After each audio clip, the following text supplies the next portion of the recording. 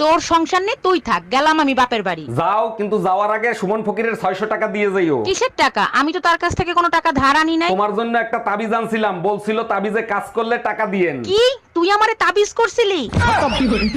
জামাই কই তুমি? তাড়াতাড়ি এদিকে আসো। শালা শ্বশুর বাড়িয়েও শান্তি নেই। কে আম্মা জান, আপনার মেয়ে কি মরে গেছে নাকি? এসব কি বলো জামাই? সকাল থেকে মেয়ে বমি করতেছে, যাও মিষ্টি নিয়ে আসো, সুখবর আছে। আরে কিসের সুসংবাদ? লেবুর রস করে খাওয়ান, সারা রাত বসে মদ খাইছে। অরুণ ভাই, সামনে পুজো আসতেছে, এবারও কি পুজোয় ঢোল আপনি বাজাবেন? জি ভাবি, প্রতি বছর আমিই ঢোল বাজাই, এবারও আমিই বাজাবো। আচ্ছা অরুণ ভাই, প্রতি বছরই আপনি ঢোল পিটাইতে পিটাইতে নাকি ঢোল ফাটায় ফেলেন, কাহিনী কি? ভাবি কাহিনী একটাই, ঢোলের দুই পাশে বউ আর শাশুড়ির ছবি থাকে। ভাইজান একটা টিকিট দেন তো। 3টা বাচ্চা নিয়ে একটা টিকিট কাটবেন? আরে ভাই, এদের একটার বয়স 2 বছর, একটার বয়স 1.5 বছর, একটার বয়স 1 বছর, এদের আবার টিকিট লাগে নাকি? ও ম্যাডাম, টিকিট নেবেন না ভালো কথা, বাচ্চাদের মাঝে 9 মাস গ্যাপ তো রাখবেন।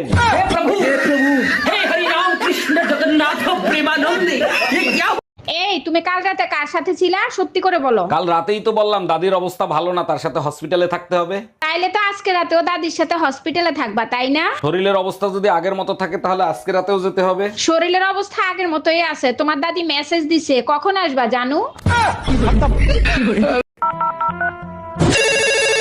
হ্যালো, আমি কিডন্যাপার অরুণ বলতেছি। তোর স্বামীকে আমি কিডন্যাপ করছি। তোর স্বামীকে যদি কাল সকালে সূর্য দেখাতে চাস তাহলে 10 লাখ টাকা নিয়ে চলে আয়। ভাইয়া আপনি এক কাজ করেন, সূর্য দেখানোর দরকার নাই, আপনি চাঁদ দেখাই দেন আর 2 লাখ টাকায় সমাধান করেন।